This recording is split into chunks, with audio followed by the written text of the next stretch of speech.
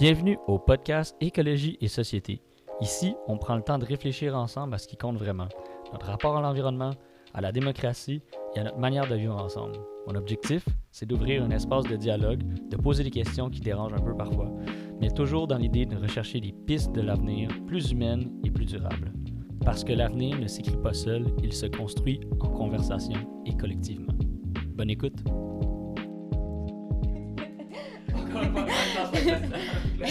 Ça marche. Ah, c'est cool. Donc, bienvenue au podcast Écologie et Société. Si vous ne l'aviez pas déjà fait, allez follow toutes les pages des réseaux sociaux, LinkedIn, Instagram et tout. Aujourd'hui, c'est ma première collaboration avec un autre podcast qui s'appelle Éco-Ingénieux. Amélie, je l'ai rencontrée à un meet-up organisé par Innovation Climat. Ils font des espèces de événements de réseautage. C'était à la Banque du Canada. Elle est stratège de contenu chez Desjardins. Puis c'est elle qui fait le podcast Éco-Ingénieux. Puis c'est ça, c'est elle qui donnait les name tags puis organisait ça. Puis ben là, à cet événement-là de réseautage, à un moment donné, il avait dit « OK, est-ce que vous pouvez prendre le micro si vous voulez parler de votre entreprise ou quoi que ce soit? Vous pouvez faire un petit pitch. » Puis là, moi, j'avais été hyper stressé. J'étais genre « OK, je pense que... Non, mais je me suis déplacé jusqu'à là-bas. Je devrais le faire. » Je suis allé là-bas. Je tremblais. Puis là, j'avais dit « Ah, mon podcast ici, non. » Puis Amélie est venue qui elle aussi a un podcast, évidemment, elle est venue me voir pour me dire « Ah, j'ai un podcast. Non, c'est cool. » Puis on s'est échangé nos contacts. Puis je me suis dit que ça serait vraiment cool qu'elle vienne nous parler de son podcast. Donc, bienvenue, Amélie. Hello, merci. Voici la surprise que j'ai déjà pour toi. d'office. Oui. J'ai la merch du podcast qui est une carte d'affaires du podcast avec Canon. le QR code. Puis en fait, je fais ça à tous les invités qui viennent au podcast avec il y a ton nom dessus. Ah, c'est trop cute. Donc, tu peux la mettre au travail là, si les gens ils disent « Ah, c'est quoi ça? » Trop bien. Ouais, c'est ça. Ils vont pouvoir scanner puis écouter ton épisode, en fait. Puis, dans le fond, ça va te permettre d'écouter par la suite ton podcast si trop bien. Veulent et tout. Merci pour le partage. Ça va, tu me disais bonne chance, je m'attendais à un grand truc. Non, mais tu sais, des fois, les gens sont super stressés. Genre « Ah, mon Dieu, qu'est-ce que c'est? C'est quoi ça? » Ça vole tout. Ils sont fous stressés avec le haut podcast et tout, mais bon. Trop bien, merci pour ça. Et merci de me recevoir. Ouais, c'est ça. Innovation Climat Montréal, en fait, c'est comme un collectif duquel je fais partie. On organise... en fait, le but, c'est de créer une communauté à Montréal sur les sujets de climat. Donc, il y a un mois sur deux, il y a un rendez-vous de réseautage, juste de communauté. Puis, un mois sur deux, enfin l'autre mois sur deux, du coup, il y a comme un panel ou une conférence ou plus un événement thématique. En fait, on va pouvoir réfléchir sur un sujet. Puis, moi, j'aide à organiser là, le prochain qui sera le 10 décembre. Oui. Sur justement le marketing et le durable et l'influence. Donc voilà. Et ouais, du coup, c'est le fun que tu m'interviewes. Exact. Parce que c'est vrai que d'habitude, je suis plutôt de l'autre côté du micro. Donc c'est étonnant. Même en marketing tout court, t'es toujours celui qui tient la caméra. Puis un jour, tu dois passer devant et t'es en mode « Ah, mais en fait, c'est ça que je fais vivre aux gens. » Oui, exact. Mais tu sais, souvent, les gens, ils se disent genre « Ah, mais tu sais, je suis pas assez dans la photo. Je suis pas assez dans la photo. Genre, il n'y a pas de photo de moi ou quoi que ce soit. » Puis la seconde qui sont dedans, ils sont comme « Oh, merde. » Pas finalement, c'est drôle. Ouais, c'est ça. Mais après, tu sais, je peux pas me plaindre du coup parce que c'est ce que je fais vivre aux gens, donc tu sais, il faut que je le... c'est normal aussi que des fois de faire ce côté à l'exercice, mais du coup, c'est le fun. Merci pour l'invitation. Ben oui, c'est cool, puis en plus, t'as accepté hyper rapidement de juste aller sur LinkedIn, ben tranquille. Juste quelques mois de relance. Non, mais j'ai même des invités qui m'ont booké pour février, là. Ouais. C'est bien correct, là. Puis on est en décembre pour ceux qui réécoutent. Fait que parle-nous de justement ton parcours, où tu as étudié, qu'est-ce qui t'a apporté justement à faire ce podcast-là au bout de la ligne, là? Ouais, il y a beaucoup de choses à dire, mais par rapport à mon parcours, en gros, moi, j'ai fait des études de communication à la base.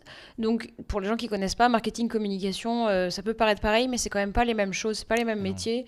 Puis, c'est pas les mêmes rapports aux résultats. Tu vois, le but de la communication, c'est juste d'être visible. Le but du marketing, c'est de générer des ventes. Donc, en fait...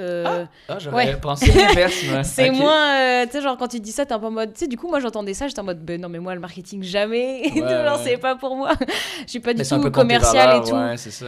C'est pas forcément contre mes valeurs, mais en tout cas, je me retrouve pas dans le volet commercial. Après, est-ce que c'est contre mes valeurs? On peut en rediscuter, mais... Ben, peut-être la portion, je parle de vouloir vendre puis faire plus de production et tout. Hein, parce Bah que justement, en fait, c'est pour ça qu'à la base, moi, j'étais pas dans le marketing. Puis, dans mon parcours, j'ai découvert le marketing à un moment. Puis, j'ai eu un épisode avec la Covid qui m'a fait me remettre en question, puis qui a un peu changé ma trajectoire. Donc, j'ai dû me rasseoir en me disant, bah, tu sais, qu'est-ce que je veux faire et tout. Puis, je me suis dit, je vais faire du marketing. Et ça m'a attiré parce qu'il y avait le volet chiffres, en fait, et le volet data. Moi, j'ai toujours un peu aimé les maths et tout. Puis, tu vois, dans le marketing, tu dois te demander qui est ma cible, qu'est-ce qui lui plaît, tu sais, en contenu, qu'est-ce qu'elle consomme. Tu peux pas juste faire tout ça au gré des vents, ça me tente bah de faire non, ça. Ouais, non, genre, c'est un métier de stratège, quoi. Ouais, puis, c'est ça. Et puis, du coup, faut quand même. Enfin, tu sais, là, je parle du stratège de contenu, mais le marketing tout court, quoi. Mhm. Puis, après, tu regardes tes actions, qu'est-ce qui a marché, qu'est-ce que ça a généré pour de vrai.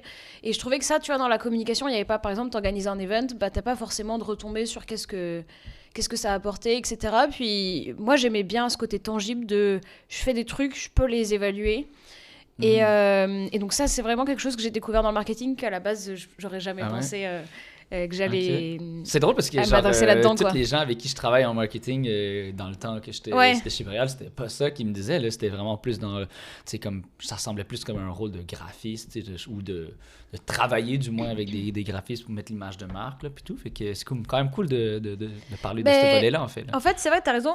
Mais il y a plusieurs choses dans le marketing. Il y a le côté branding, par exemple. Donc ça, c'est vrai que c'est peut-être un peu moins... Tu sais, il y a quand même des métriques et tout pour évaluer.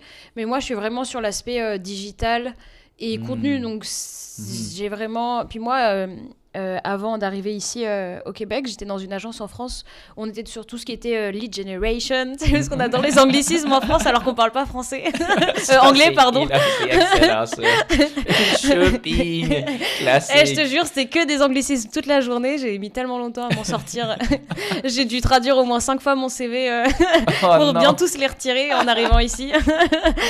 mais fait que du coup, j'étais sur le volet acquisition. Donc, comment tu peux avoir des nouveaux clients? Comment tu peux trouver des nouveaux consommateurs? Donc justement là on est vraiment sur le point que tu disais tout à l'heure, est-ce que c'est contre tes valeurs et tout. Puis en fait moi là où j'ai découvert justement mon métier de contenu, donc d'éditorial, c'est qu'en fait là donc c'était une approche qui se veut inbound encore en anglais, mais genre l'idée c'est de tirer les gens vers toi, genre de parler d'un sujet et de les attirer vers toi, donc avec différents mécanismes aussi par à l'époque le SEO parce qu'il n'y avait pas les IA et tout, mais c'est aussi le référencement, de partir de leurs recherches, de leurs questions, les amener à réfléchir, leur donner les éléments pour réfléchir, pour comparer, puis après le but c'est que c'est toi le meilleur, du coup ils te choisissent toi. Mais donc en fait c'était une approche plus douce du commercial et moi j'aimais bien ça parce que si tu t'amplifies la voix d'une entreprise ou d'une organisation que tu y crois, vraiment, tu es content de mettre tes efforts et tes compétences au service de pouvoir donner de la visibilité et plus de clients à ces organismes-là. Et puis cette approche, justement, par le contenu, elle permet d'être... tu vois, il y a le volet éditorial. Donc le côté littéraire, que moi j'adore, j'ai fait une prépa littéraire en France à la base. Il y a le volet chiffres, puis il y a aussi le volet créatif dans ce métier de marketing, puis aussi dans le contenu, tu vois, les contenus ils changent tout le temps. Et en vrai, des fois je me dis, mais pourquoi je choisis ce métier? Ça change tellement vite. Mais en vrai, c'est aussi ce que j'aime. Et tu vois, les formats ils évoluent, les pratiques elles évoluent, les attentes des gens elles évoluent. Donc il y a tout ça en fait dans ce métier de stratège de contenu qui me plaît vraiment. Voilà. Mais c'est ça qui, dans le fond, qui t'a apporté à faire le podcast Éco-ingénieux? En fait, c'est sûr que... beaucoup d'analyse de data pour les écoutes et tout, là, un peu là-dedans. Là. Je sais pas si ça se recroise tant que ça, là, mais... Ouais, il y a plusieurs choses.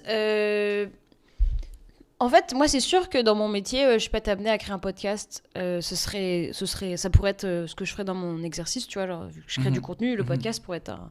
Donc, fait que moi, j'avais pas travaillé sur le format podcast en tant que tel. Mes clients dans l'agence, ils en avaient pas forcément... Enfin, on faisait pas ça en agence. Puis là, chez Desjardins... Enfin bref, je travaille pas sur des sujets de podcast, donc moi j'avais quand même envie professionnellement de tester ce format-là. Puis moi j'adore le podcast.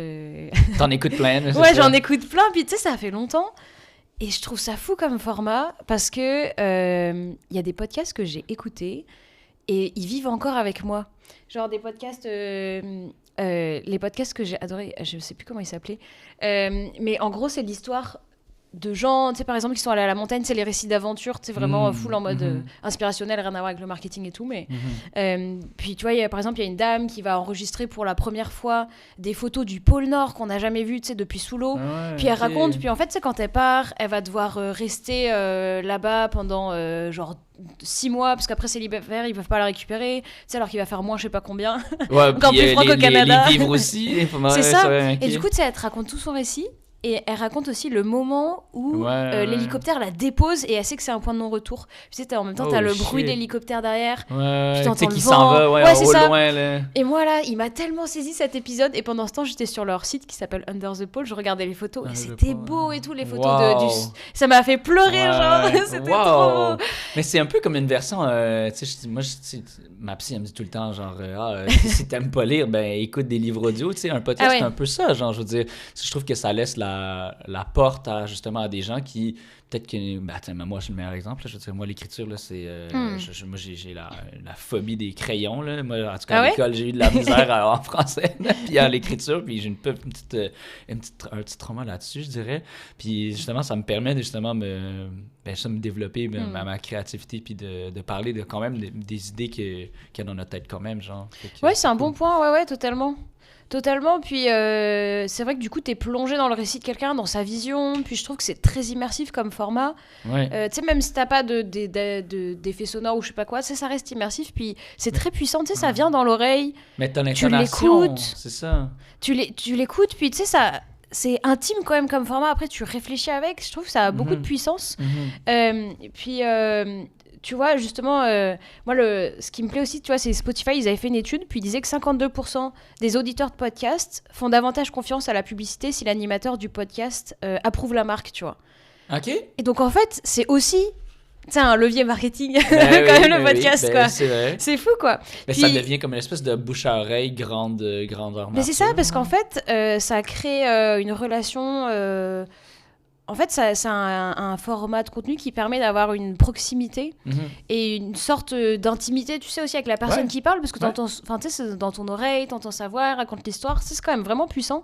Puis, tu vois, il y avait... expressions et tout, tu t'habitues à commencer à former ces phrases. Oui, puis il y a un vrai volet, tu sais, dans le monde du contenu, on parle beaucoup d'authenticité, tu sais, parce que avant les marques, tu sais, elles faisaient un peu nimp, et puis je pense qu'on a eu envie de revenir à l'authenticité, incarner les trucs et tout.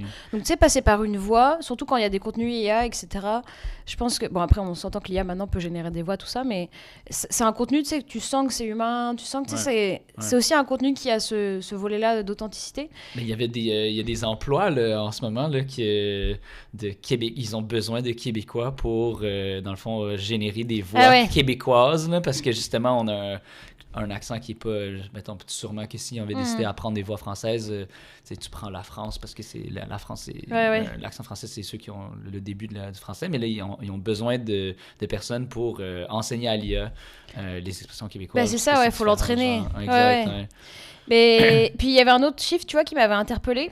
C'était l'étude Léger là, qui était sortie cette année, qui disait que 51% des Canadiens disent que sur le format podcast, ils peuvent se confier au contenu publié. Ils pensent que, tu sais, genre, le contenu qui est publié, il est bon, ils peuvent ils peuvent faire confiance à ce qui est dit.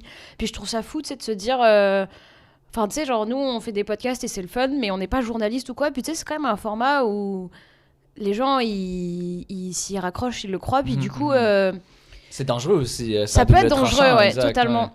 Joe Rogan, ces trucs-là, ils font des messages qu'on n'est pas trop d'accord et tout. C'est ça, totalement. Mais du coup, c'est pour ça que moi, j'ai envie de lancer le mien. Exact. On va diluer. On va racheter de la bonne eau dans l'océan. C'est ça, ouais. Puis tu vois, donc, pourquoi j'ai lancé le podcast? Donc, il y a ce volet-là, tu vois, du format du podcast que je t'explique tout ça. Puis après, il y a d'autres composantes qui m'ont motivé à me lancer. Pourquoi le thème, genre? Oui, c'est ça. Puis moi aussi, en fait, c'est ça exactement, parce qu'en agence... Donc, dans mon agence avant en France, je travaillais sur des sujets super techniques, style le béton bas carbone, la pompe à chaleur, des trucs vraiment un peu badass en anglais et tout aussi. Puis en fait, moi, j'ai adoré les sujets des univers techniques. J'ai trop aimé. Même si t'as un peu un background technique. Ah non, mais moi, je suis pas du tout technique, mais je suis quelqu'un de très curieux. Et puis, j'adore rencontrer les gens. Les sciences... Non, je dirais pas que je détestais, mais ouais, j'étais plus sciences sociales et tout. J'étais pas trop... Tu sais, j'aimais les maths, mais j'aimais plutôt la science style économique, ouais, mais sociologique. tu as le droit d'avoir être curieux puis être bon là-dedans, c'est deux choses différentes, là, exact. Oui, c'est ça. Mais c'est ça en fait, puisque moi, mon métier, c'était d'écouter les gens, les experts, puis mettre leurs paroles en valeur pour créer du contenu d'expertise. Et en fait, quand j'ai quitté l'agence, je me suis dit, mais attends, parce que là, du coup, je vais jamais avoir une richesse comme ça où je rencontre tout le temps des nouveaux experts, où je les écoute, où je creuse et où je comprends des trucs. Puis, tu sais, il se passe des trucs de ouf, genre, tu sais, dans mes contenus, tu sais, genre, j'étais des fois plus passionnée que ma cliente et tout. genre, sur la pompe à chaleur, il se passe des trucs de ouf, genre l'isolation, d'un bâtiment, ce genre de trucs. Enfin, il y a vraiment des choses de ouf à savoir. Et moi, j'adorais quand tu regardes un sujet, que c'est technique, que quelqu'un l'explique bien, mais que tu zoom in. C'est quelque part en particulier. Et que là, en fait, tu te rends compte de waouh! Ces gens qui travaillent dans le ultra micro, genre que personne. Moi, je dis, ma copine, elle dit souvent, genre des travailleurs dans l'ombre. Genre, je pense que ça vaut la peine de mettre un shine sur eux. C'est ça. Mais après, même juste aussi regarder un sujet micro. Parce que tu sais, des fois, c'est aussi des ingénieurs, ils sont quand même sur d'autres. Enfin, tu sais, comme. Ouais. T'es pas que sur du micro forcément. Mais ouais, effectivement, zoomer là-dessus, c'est vraiment intéressant. Donc, moi, j'avais envie de continuer à apprendre, tu vois, ces petits trucs micro. Puis, j'avais envie de continuer à rencontrer des gens. J'avais envie de tester le format de podcast pour tout ce que je disais avant. Puis en même temps, le dernier argument, le dernier motivateur, c'est aussi que, tu sais, genre, moi, je me sens quand même aussi concernée par le climat, par l'évolution des choses, par la transition. Siècle, là, c'est clair. Puis tu sais, ça m'a touchée, je sais pas dire quand, mais je me souviens que quand j'étais ado, ça commençait YouTube et tout, tu sais, je commençais déjà à consulter du contenu, tu sais, là-dessus. J'en parlais dans ma famille, tu sais, qu'à l'époque, ça les faisait rire. Je leur avais dit genre, ouais... Ça va mourir, ça! Non, j'ai pas dit ça, j'ai dit genre, tu sais, vaut mieux manger des œufs que du bœuf parce que ça a moins d'impact carbone. Tu sais, genre, ça les faisait grave rire, ou tu sais, même du poulet ou quoi, tu sais, si tu veux pas devenir végétarien. Puis tu sais, en fait, à l'époque, c'était pas... Tu sais, moi, je me souviens, quand on était enfant, tu sais, on nous disait encore, ouais, le réchauffement climatique, on n'est pas sûr et tout. D'ailleurs, j'ai vu un super reportage d'Arte, justement, qui allait chercher... c'était hyper intéressant. En fait, ils allaient... je pourrais te retrouver le nom si tu veux le mettre en caption. Ouais, bien sûr. En gros, ils allaient regarder tout le mécanisme de désinformation qui avait été fait par les lobbies au moment où on s'était rendu compte du réchauffement climatique.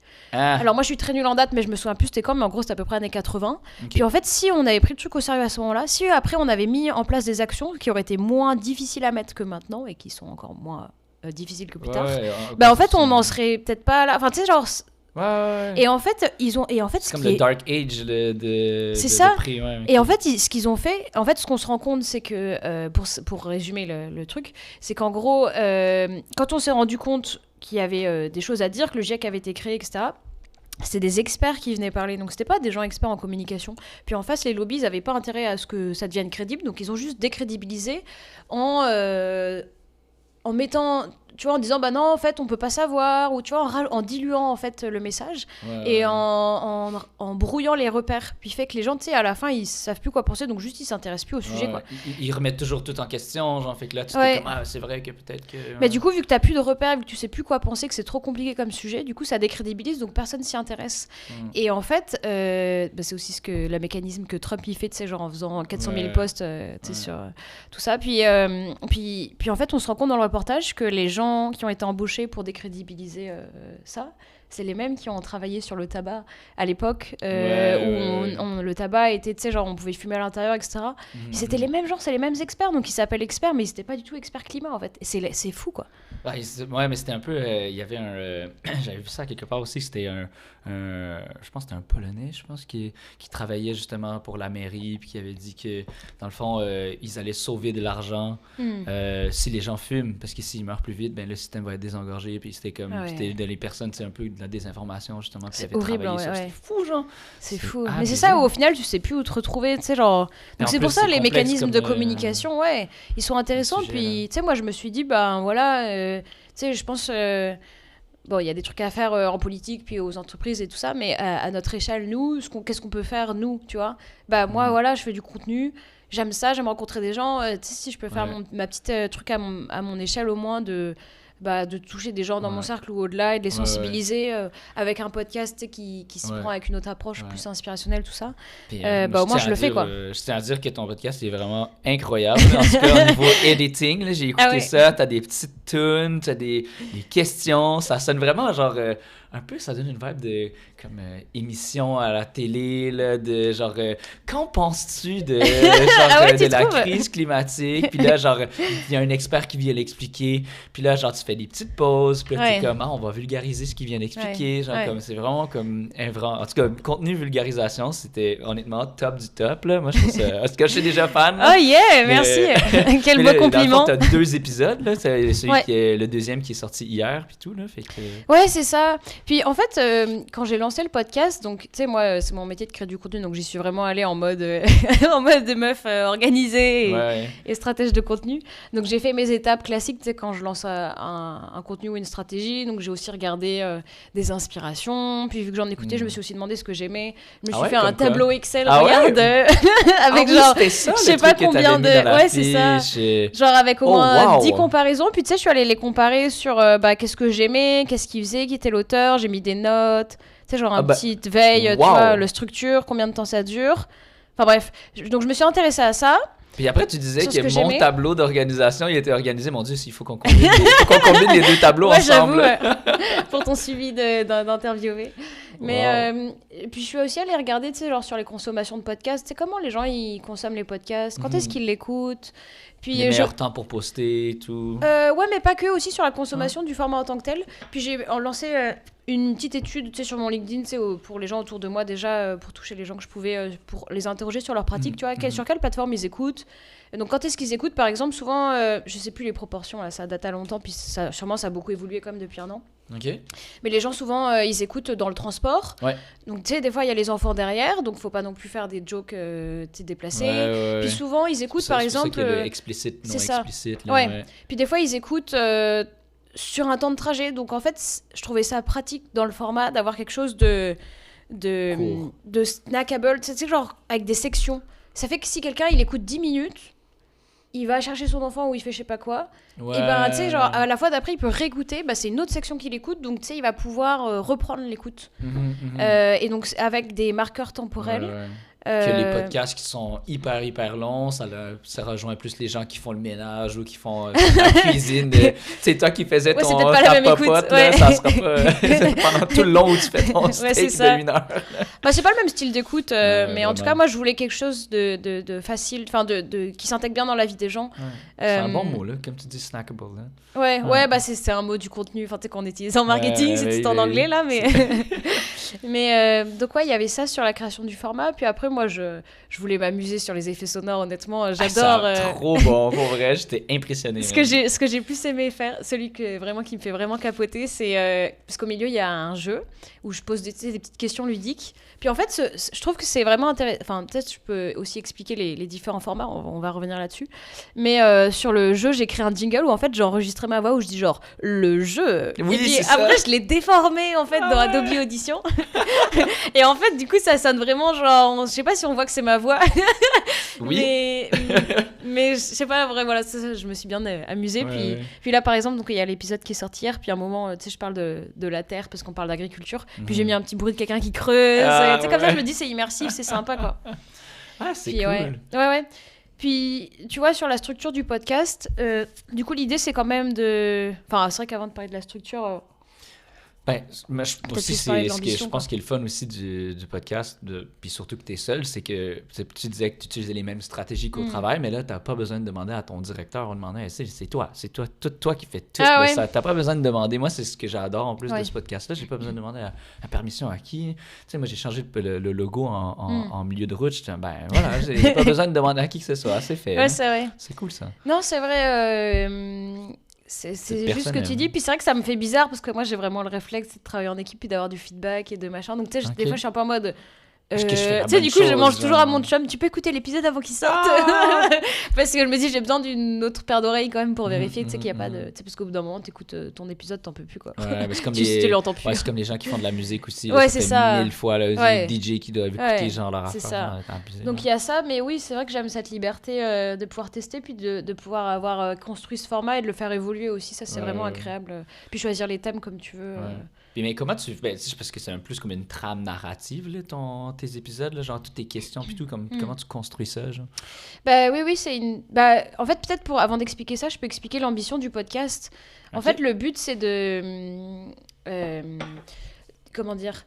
De faire parler les gens qui sont sur le terrain et de les faire parler de leurs techniques. Donc en fait, le mantra, c'est vraiment les techniques au service de la transition, racontées par ceux qui les utilisent.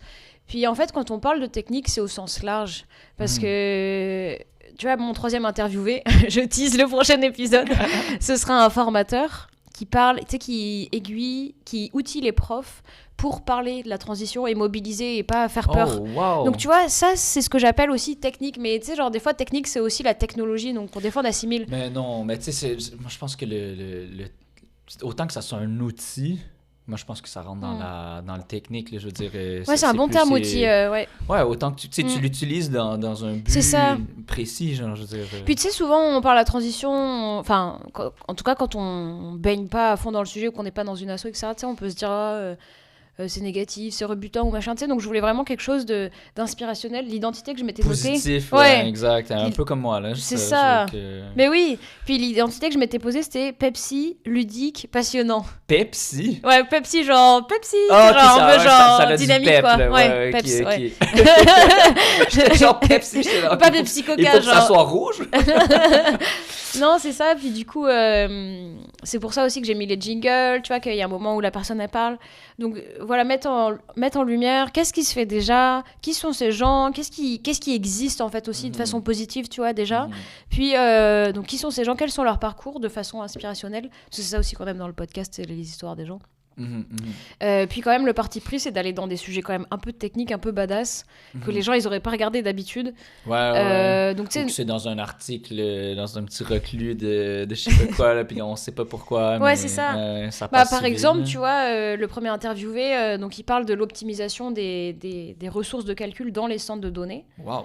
Et en fait, tu vois, on s'intéresse pas forcément aux centres de données, on sait pas forcément ce que c'est. Puis en fait, ceux qui sont dans le domaine, oui, mais monsieur, nous, madame, tout tu le vois, monde, genre pas les vraiment, gens classiques, quoi. Enfin, genre nous et tout, tu vois. Monsieur, madame, tout le monde. Puis en fait, quand bien même on s'intéresserait à ça, on n'aurait aucune idée qu'en fait, par exemple, dans les centres de données, il n'y a pas 100% des capacités utilisées, parce qu'en fait, ils dédient des machines virtuelles à des gens. Donc en fait, il y a des espaces de stockage qui consomment beaucoup, qui consomment beaucoup donc d'électricité, de refroidissement, etc., mais qui en fait sont même pas utilisés, quoi, tu vois. Et là tu dis c'est ouf, et du coup c'est là où du coup la personne vient parler de qu'est-ce qu'il fait, tu sais, pour aider ça, etc. Et donc on va chercher des sujets niches, et il y a plein de ressources qui existent aujourd'hui sur l'écologie qui parlent, tu sais, des grands thèmes, qu'est-ce que nous on peut faire. Donc tu sais, moi je voulais pas forcément aller là-dedans, je voulais avoir vraiment des récits techniques de niche, parce que je voulais adresser des gens qui s'intéressent à des trucs un peu what the fuck, c'est ça. comme moi. Puis du coup, tu sais, c'est ça le parti pris, quoi. Ok. Puis le nom de l'épisode, le nom du podcast, excuse. Ouais. Comment t'as trouvé ça? En fait, éco, pour écologie, tu sais, genre voilà, fallait que ça fasse partie. Puis je trouvais que le côté ingénieux. Alors, honnêtement, des fois, je me pose encore des questions, parce qu'ingénieux, il y a un peu ingénieur dedans. Mais il y a aussi l'ingéniosité, tu vois. Et ça met aussi en valeur... Un donc, peu Eureka, là. Ouais, c'est ça. Puis, du coup, justement, ça vient montrer les techniques, tu sais, qui sont au service, enfin, qui aident la transition écologique. Puis, enfin, les techniques en général, parce que la transition est dans le éco. Puis, il y a le côté humain. Enfin, tu sais, c'est ingénieux, c'est une personne. Donc, c'est aussi mettre en valeur, encore une fois, la personne. Donc, je trouvais quand même que ce nom, il permettait de refléter tout ça. Moi je trouve ça catchy là, pas mal là. Ouais, t'aimes bien. Merci. Puis moi j'ai mes amis, je sais que je le mentionne peut-être souvent dans le podcast là, mais mes bons amis du cégep m'avaient payé un cours à l'École nationale de l'humour pour les podcasts. Puis ton podcast, ton logo de podcast, il respecte 100% les critères. Genre, il fallait que la typographie soit grosse, des couleurs qui sont, tu sais, des contrastes comme ça que parce que tu sais souvent sur le cellulaire des fois ou sur le logo il est tout petit, on voit pas ce qui est écrit, mais l'éco-ingénieur il ressort super bien, c'est hyper parfait. Moi je dirais 10 on 10 on 10. Ah bah merci, j'avoue que le logo, tu sais, genre moi je suis pas une créatrice graphique, donc tu sais, je voulais pas faire un truc mais ouais, c'est ça, le logo je l'ai fait une grosse police un peu comment dire je sais pas, convivial, mais tu sais, un peu moderne, mais un peu, tu sais, comme décalé. Puis t'as quelqu'un qui tient un micro, donc c'est la portée du podcast, juste c'est genre un petit côté artisanal quand même, de bah, tu sais, c'est moi qui vais demander à des gens, puis voilà. Puis les petits flashs en haut, tu sais, en mode Pepsi. Donc ouais, voilà. Puis tantôt, tu me demandais comment j'avais. Enfin, tu sais, comme le déroulé de l'épisode. Ouais, la trame narrative un peu. C'est ça. Ben en fait, donc comme je disais, j'ai voulu le construire en plusieurs temps. Puis.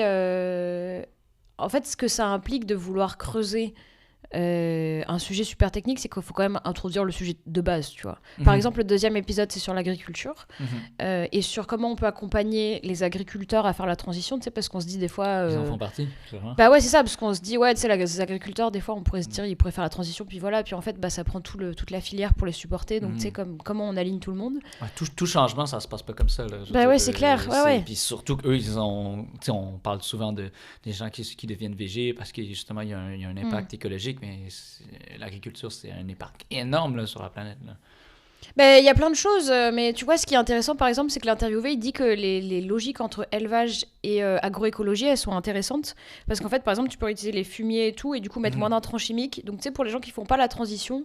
Je pense que ce sera quand même controversé comme parole, mais c'est vrai, c'est les chiffres. Puis de toute façon, tout le monde va pas être végé, donc bah au moins, tu sais, l'élevage, il pourra quand même, tu sais, il fait quand même partie de la solution. C'est ce qu'il dit pour réduire les intrants chimiques et donc avoir un meilleur sol, et donc que les agriculteurs produisent mieux, et donc qu'on puisse faire la transition. Mais tu vois, pour parler d'agriculture et de tout ce que je disais, bah tu vois, faut repartir de quelque part. Et mon point de départ, justement, c'est par exemple les sols, puis la fertilité des sols.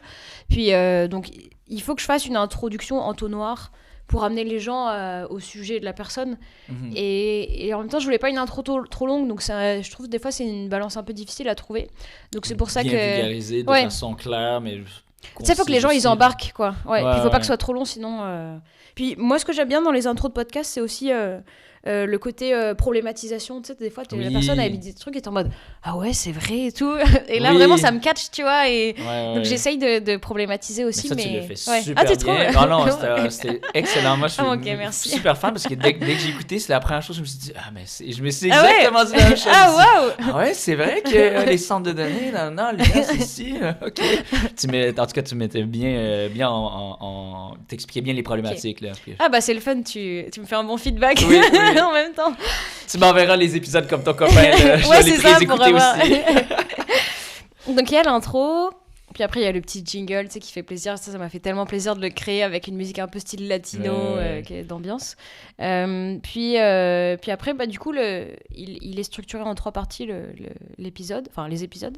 La première partie, c'est la partie technique où on parle, tu vois, de qu'est-ce que c'est le sujet de la personne, quel est l'outil justement qu'elle utilise, quelle est son approche, sa technique. Puis après, donc il y a une partie de break, le jeu, qui est un peu ludique avec 3 questions. Et en fait, j'aime vraiment ce format-là parce que ça permet d'aller toucher des enjeux périphériques. Tu vois, par exemple, pour les centres de données, on parle du fait d'optimiser les ressources de calcul, mais dans ces questions, j'ai pu mettre une question, par exemple, sur le fait que ça consomme de l'eau parce que ça chauffe et du coup, on les refroidit avec de l'eau. Puis tu vois, en fait, c'était pas trop dans le sujet de l'interviewé, mais... on peut pas parler de centre de données sans parler de l'eau. Oui, mais on peut pas. Qu'est-ce qu'il connaît, il est proche de ça, genre. Oui, c'est ça, mais c'est aussi que c'est vraiment un enjeu à discuter quand tu parles des centres de données. Et du coup, vu que ça rentre pas dans mon thème principal, ça permet de le mettre là-dedans.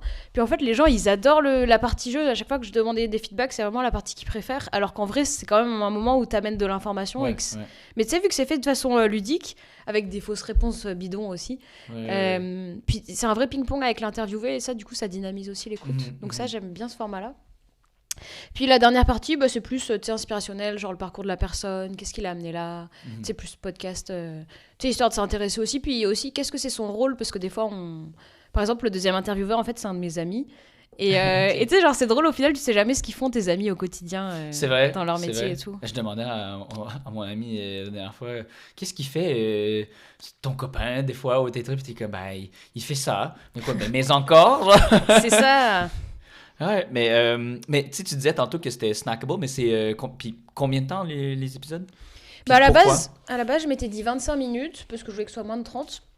Puis là, en fait, tu vois, le dernier, c'est vrai que pour rentrer dans le sujet, je suis plutôt allée à 28, donc je pense que je vais viser 30 et moins. Plutôt, tu vois, à terme, donc 30 minutes, quoi. 30, c'est bien. Ouais.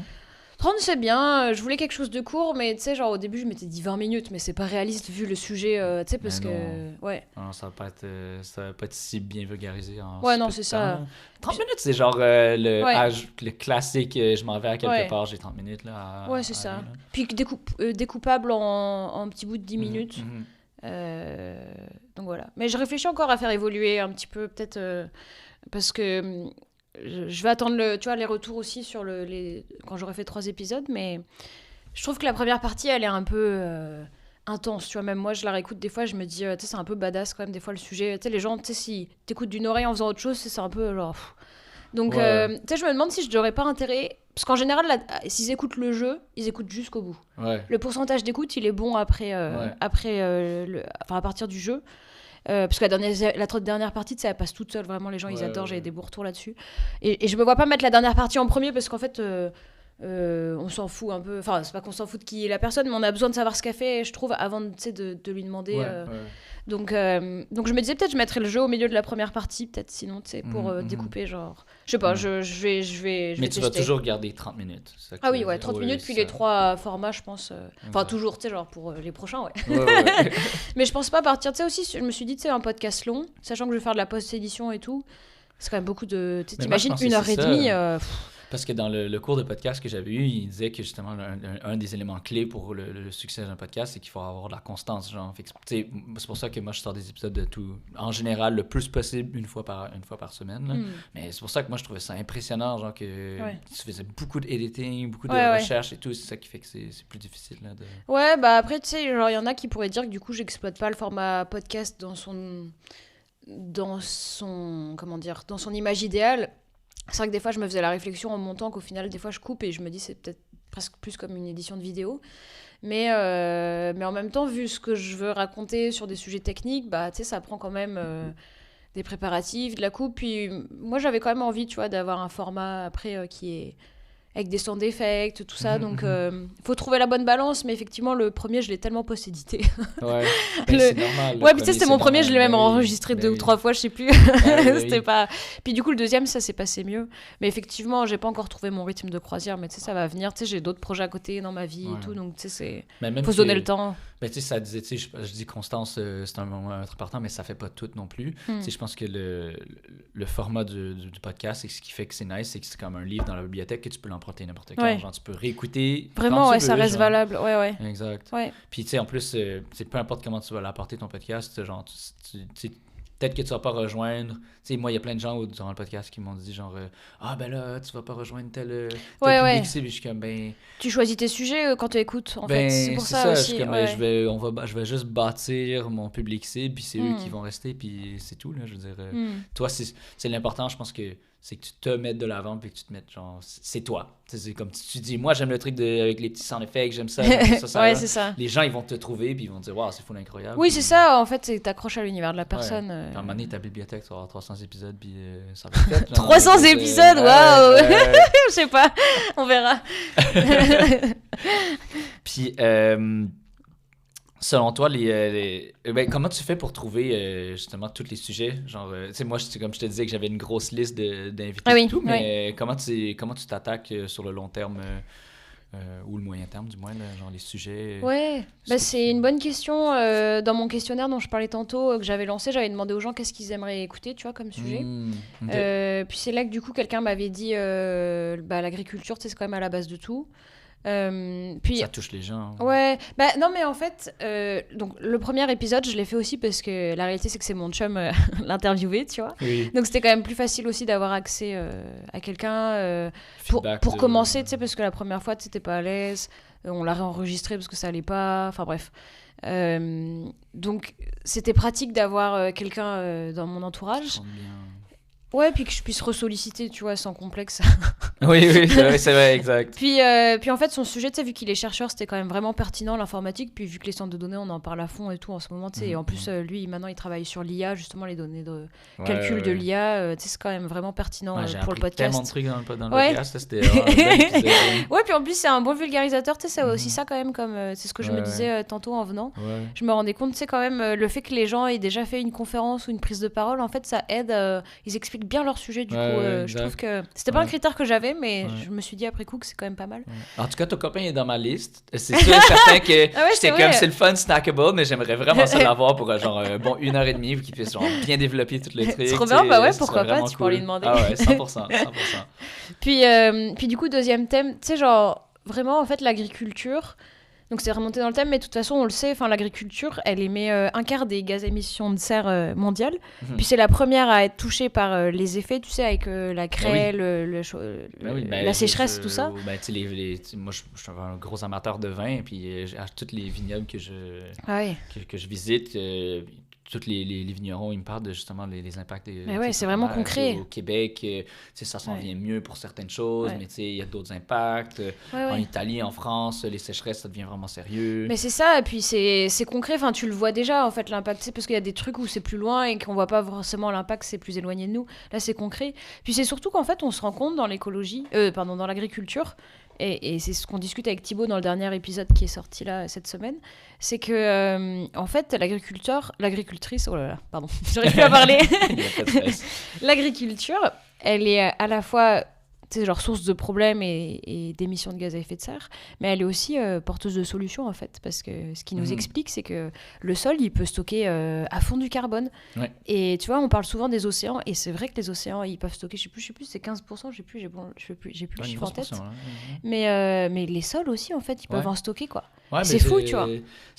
J'avais vu ça dans une création de contenu, que tu sais, les terreaux pour faire de la terre, pour mettre dans tes plantes, il faudrait que ça soit écrit comme terreau free. Il faut pas que ça soit du terreau parce que c'est comme une espèce de composition chimique de sol qui fait en sorte que ça retient énormément de carbone. Mais exactement, quand on enlève, ben ça prend des millénaires à se reformer, genre. Ouais, c'est ça. Puis en fait, ce qu'il explique au début, parce qu'on parle, tu sais, genre du sol et tout, on est vraiment dans la niche, mais moi, j'ai trouvé ça passionnant. Et tu vois, il nous explique pourquoi le carbone, en fait, est un nutriment du sol, ce qui permet d'avoir un sol cultivable, ce qui permet d'avoir des bons produits derrière, puis ce qui permet aussi à l'agriculteur de bien pouvoir travailler, puis d'être du coup solide financièrement, puis du coup de faire sa transition, enfin bref. Donc en fait, l'agriculture, on peut pas ne pas en parler quand on parle d'environnement. Donc ça devait vraiment être dans mes 3 premiers thèmes, tu vois. Puis du coup, le 3e thème, ce sera, je disais tantôt, un formateur, parce que j'avais pas envie que les gens... ils pensent que technique, c'était que les trucs technologiques ou tu sais quoi. Enfin, tu sais, je voulais aussi Puis c'est aussi quelqu'un qui est venu vers moi pour être interviewé, donc c'était le fun. Ah ouais, c'est ça. Comment t'es tombé dessus? Il avait répondu au questionnaire sur les pratiques. Ah, ok. Puis du coup, c'est le fun. Puis du coup, au final, il s'est passé quasiment 1 an, mais maintenant, je vais l'interviewer. C'est cool. Mais ouais, donc voilà, donc tu vois, je trouve ça le fun aussi de se dire, tu sais, comment on forme. Et du coup, je pense à partir de 3 épisodes, je voulais que 3 épisodes soient représentatifs, tu sais, pour les gens qui viennent et qui se disent, ah ok, c'est ça, parce que souvent, tu regardes 2-3 épisodes, puis tu comprends c'est quoi le concept. Puis, du coup, je voulais être, voilà. Puis après, sur les prochains invités, comment je fonctionne, je me demande qu'est-ce que j'aimerais explorer, puis c'est aussi au gré des rencontres, tu vois, il y a un de mes collègues qui m'a parlé de quelqu'un de son réseau qui travaille dans l'économie circulaire. Okay. Tu sais, je me dis, l'économie circulaire, c'est quand même vraiment stylé. Enfin, puis c'est très concret, quoi. Ouais. C'est comment, par exemple, tu utilises des débris d'un building pour rebâtir du nouveau béton. Tu sais, je parle de ça parce que j'ai travaillé sur le béton. mais du coup, je me dis, là, on est bien dans mon thème de comment on fait des choses concrètes mais justement, dans la transition, quoi. Je pense que un des freins à la transition énergétique, c'est souvent comme les gens, ils se disent qu'ils peuvent rien faire, genre. C'est que, là, c'est la Chine qui sont le tiers de la population, qu'est-ce qu'on va faire? Non, mais en fait, l'économie, justement, circulaire, c'est le petit geste que tu peux faire, genre, justement, exact. Puis, je veux dire... Mais oui, mais en plus, c'est super intéressant pour les entreprises, et c'est là où je trouve que c'est très prometteur comme concept. Comme concept, c'est parce que du coup, tu vois, j'avais vu une vidéo, ça m'avait passionné. D'ailleurs, j'aimerais bien l'interviewer aussi, mais j'ai pas de contact, mais en gros, c'était quelqu'un qui réutilisait, je sais plus, les mégots et les coquilles d'huîtres et qui en fait le transformait en... Coquilles d'huîtres. Wow. Oui, mais pour faire du bitume pour les routes. Les routes. Parce qu'en fait, souvent, les routes, elles ont très chaud en été, donc elles sont brûlantes, tu vois, ça pose des problèmes et tout. Avec le réchauffement, c'est de plus en plus chaud, ça va poser des problèmes aux pneus, ou tu sais, même aux pattes de chien, ou tout ça, quoi. Puis ça rayonne la chaleur, donc ça fait chauffer les villes. Puis en plus, quand ça chauffe, des fois, ça fond, ça se dissout, donc après, il faut refaire des travaux publics, tu sais, il y a plein de problèmes. Puis en fait, les coquilles d'huîtres, ça absorbe la chaleur, ou je sais plus aussi, ça laisse passer l'eau. Enfin, tu sais, il y a plein de trucs comme ça. J'en parle pas très bien, parce que j'ai pas encore interviewé quelqu'un là-dedans. Puis tu vois, donc les mégots de cigarettes, clairement c'est un déchet. Puis en fait, les mettre là-dedans, ça peut renforcer, je sais plus quoi, la résistance ou j'en sais rien. Puis les coquilles d'huîtres, du coup, ça fait que ça laisse passer l'eau, puis du coup, ça absorbe la chaleur. Enfin, tu sais, genre, donc au final, on transforme des déchets, on répond à des problématiques. Donc tu sais, c'est quand même aussi économiquement intéressant. Et c'est là où, tu sais, genre, dans notre société capitaliste, c'est quand même plus facile d'avoir une approche écologique, tu sais, quand il y a une dimension économique salvatrice, tu vois. Justement, moi, les mégots, j'avais vu un truc aussi similairement. Puis lui, il récupérait j'avais dit dans mon autre épisode, mais les mégots, il récupère pour faire des matériaux isolants dans les murs. Ouais, c'est ça. Exact, c'est trop bien. Puis il enlevait toutes les toxines, genre, avec un procédé chimique. Puis il refaisait, genre, des sheets, des feuilles pour mettre dans les murs, là. Ouais, puis c'est ça, il y en a plein, en fait, déjà, aujourd'hui, des mégots. Enfin, tu sais, genre, au final, ça nous fera traiter moins de déchets, quoi. Donc, c'est vraiment passionnant. Ouais. Donc, c'est pour ça, l'économie circulaire, ça m'intéresse. Puis, je trouve qu'avoir quelqu'un qui en parle au level, tu vois, ça peut être bien. Donc, c'est des inspirations que j'ai, des réflexions. J'écoute beaucoup de podcasts et tout aussi. Donc, tu sais, genre... Ça vient de là aussi.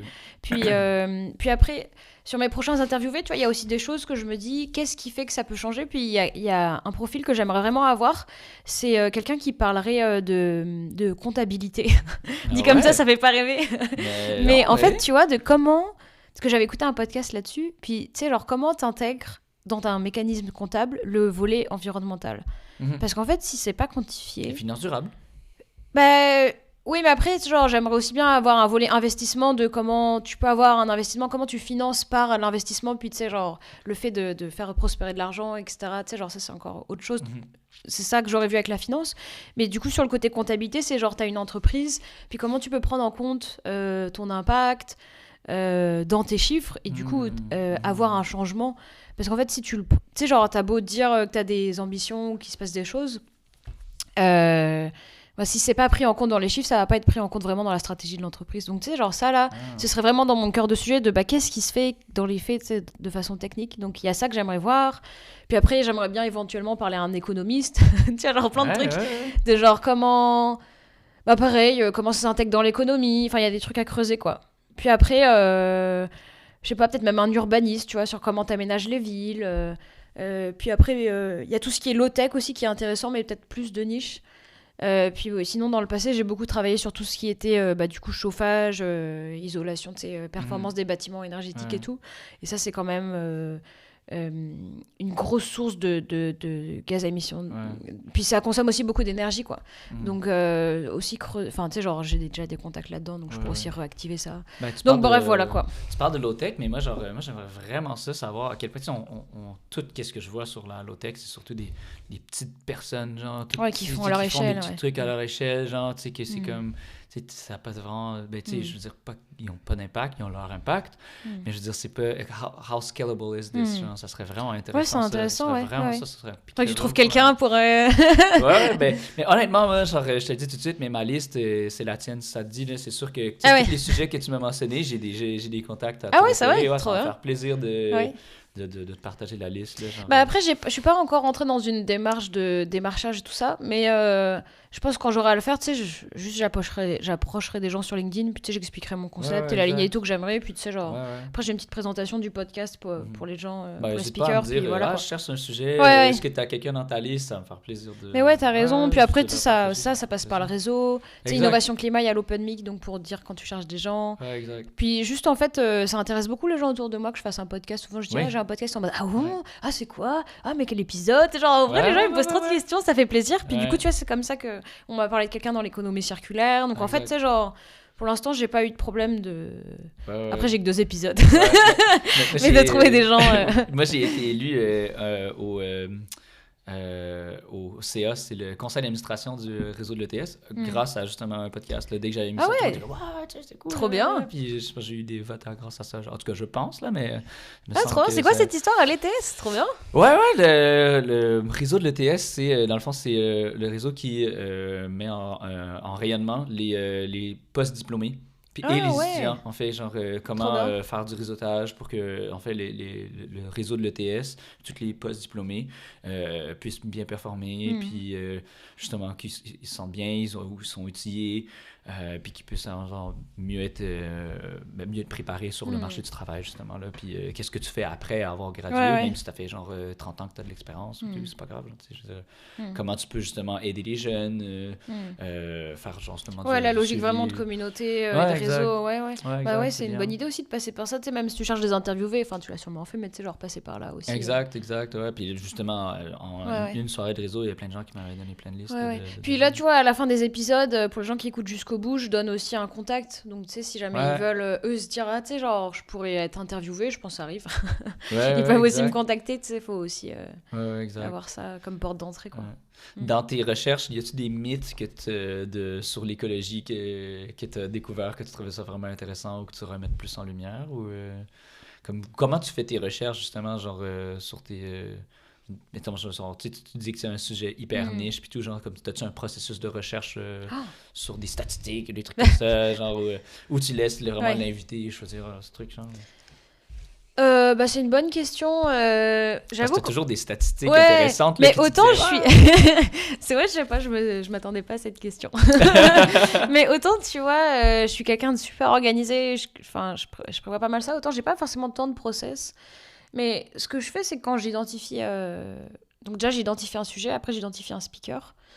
Parce que j'ai vraiment une ligne éditoriale, donc je vais chercher quelqu'un sur le sujet que je veux. Donc tu sais, j'ai déjà réfléchi au sujet, puis j'ai déjà un petit peu consommé des ressources autour de ça, donc je me suis un peu éduquée au sujet, même si je suis pas du tout... j'en ai pas forcément la big picture, puis tu sais, je comprends pas tout, puis de toute façon, c'est pour ça que j'ai invité un expert. Mais fait que j'ai une première rencontre exploratoire avec eux, en fait, où je leur présente... c'est les dessous du podcast. Je te raconte tout, mais donc je leur présente le thème, le concept, etc. Comment ça se passe, combien de temps ça dure, qui on touche aussi un petit peu des stats, tu vois, que je peux leur partager. Puis après, on parle de leur sujet, puis je me renseigne en général avant sur eux, ce qu'ils font. Tu sais, des fois, souvent, les gens, ils ont un peu de visibilité publique déjà, donc tu vois, quelle est leur entreprise ou asso, eux, qu'est-ce qu'ils ont fait. Tu sais, genre, je me renseigne un petit peu en base de discussion. Puis après, j'y vais avec des questions style qu'est-ce qui est mal compris dans ton sujet, qu'est-ce qui doit être expliqué, est-ce que tu as des sources à me recommander, tu vois. Donc, je vais chercher aussi auprès de... Parce que je leur explique, en fait, là, tu vois, que c'est moi qui vais faire une intro aussi, et donc voilà, donc s'ils ont des trucs à me dire là-dedans, ou tu vois, c'est le fait, par exemple, qu'il y ait des choses mal comprises ou vraiment des sujets abordés dans leur sujet, eux, ils le savent, tu vois. Donc, ils me le disent, puis là, je peux l'intégrer, par exemple, dans les questions du jeu ou tout ça. Ou dans des fois, dans l'explication de la prémisse. Oui, aussi, c'est ça. Puis après, mais c'est ça où, du coup, je suis vraiment... Parce que tu vois, avant, quand je créais du contenu en tant que mon métier, enfin, en tant que mon emploi, quoi. Parce qu'on n'est qu'une personne, en fait, c'est toujours mon métier, mais j'avais des experts qui relisaient, c'était pas moi qui donnait... c'est pas moi qui apportais, tu vois, un volet d'expertise, parce que là, je prends l'introduction, donc c'est quand même plus challengeant pour moi. Puis je voulais vraiment m'ancrer dans de la donnée, parce que je trouve que quand on écoute comme ça un sujet de niche, il faut qu'on sache c'est quoi le global, qu'est-ce que ça veut dire dans la transition, tu sais, c'est quoi la place dans tout ça, exact. Combien ça pèse dans les émissions, combien ça... Tu sais, pourquoi on s'y intéresse, donner des chiffres aux gens en référentiel. Puis tu vois, ta question, c'est super intéressant parce que ça soulève... Cette semaine, j'écoutais une formation sur l'éco-blanchissement. Parce que Desjardins, ils font quand même vachement attention à ça, puis on se forme là-dessus, quoi. Et en fait, c'est le fait de se dire... donc moi, je suis pas experte de communication en environnement, mais j'essaye de m'y former pas à pas, tu vois, aussi par ça. Puis dans l'éco-blanchissement, on se rend compte qu'en fait... l'éco-blanchissement, c'est le fait, tu vois, d'amener des choses, par exemple, qui sont pas précises, qui sont pas avec des sources fiables, ou qui sont des morceaux, en fait. Des fois, tu peux dire juste un bout d'une proposition, puis pas tout, ou mettre la lumière sur quelque chose de positif, puis en fait, derrière, il y a une répercussion. Tu sais, c'était une banque, par exemple, qui disait que, en gros, ils avaient fait des cartes de crédit recyclées. Puis en fait, dans les banques, le problème, c'est surtout qu'est-ce qu'ils financent. C'est là où, tu vois, l'impact sur la transition, il se fait sentir. C'est les investissements, tu vois, c'est ce qu'on finance l'industrie pétrolière, en gros.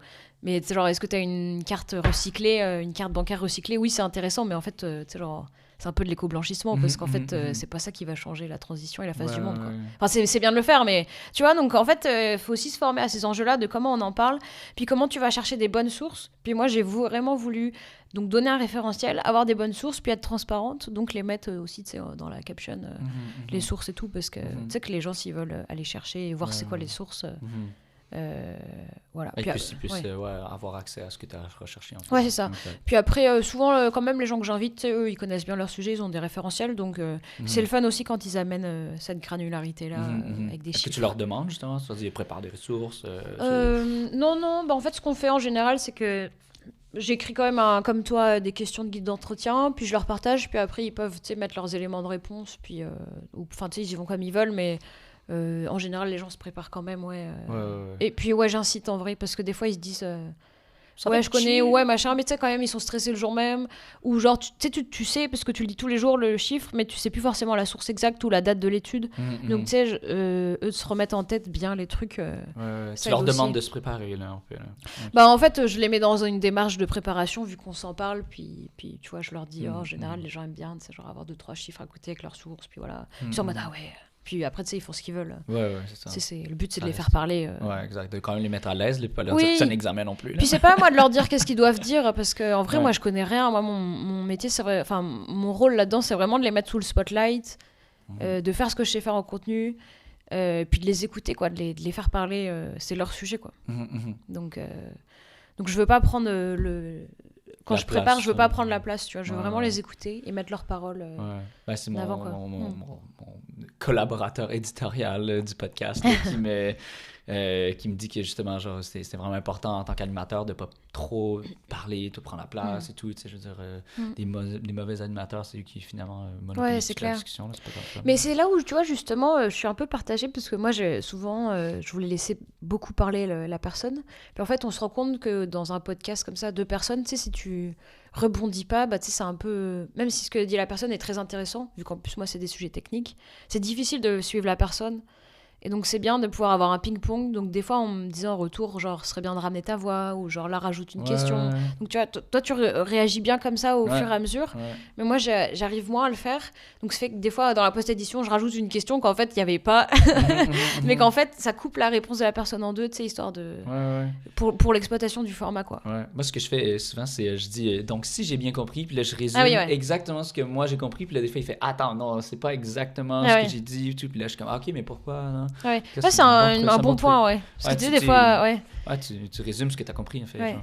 Parce que sinon, pour rebondir, à part dire intéressante, t'es un peu en mode putain, mais genre j'apporte rien, ça met trop la pression. Toi aussi, tu te mets la pression là-dessus. Non, mais moi j'écoute des fois à la radio là, où il y a même des podcasts que j'ai écoutés, puis ils sont comme next, puis là je suis comme ok, on dirait que tu t'en balances de ce qu'ils viennent d'expliquer, genre de pas rebondir au moins, de dire c'est vraiment un temps pour tel truc. Tu sais, au moins juste dis je trouve ça intéressant à cause de la plante verte ou whatever. Puis après, ok, là on passe à la prochaine affaire, juste dire intéressant, prochaine question, c'est comme des fois, tu sais, je pense ça. Je vais le développer au fil du temps, mais je me retrouve quand même des fois un peu là-dedans, mais j'essaye de progresser là-dessus, c'est sûr. Mais c'est quand même un format à part où il faut faire ping-pong, tu sais, c'est pas évident.